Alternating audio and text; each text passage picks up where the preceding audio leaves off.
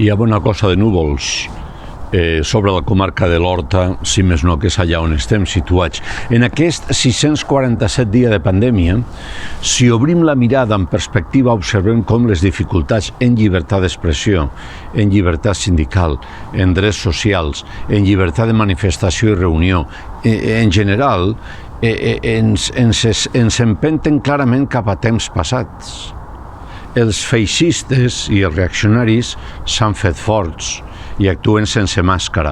La pandèmia accentua encara més els perills que suposen mantenir ferms els drets civils i ara observa amb preocupació com, emparant-se amb la Constitució del 78, el govern centralitzador vol acabar recuperant competències d'aquells governs nacionals que considera massa atrevits. Els més majors pensaven que l'any 1992 aquest estat que compartim semblava més a un país democràtic, però la pandèmia ens ha mostrat una altra realitat i ha despertat vells fantasmes.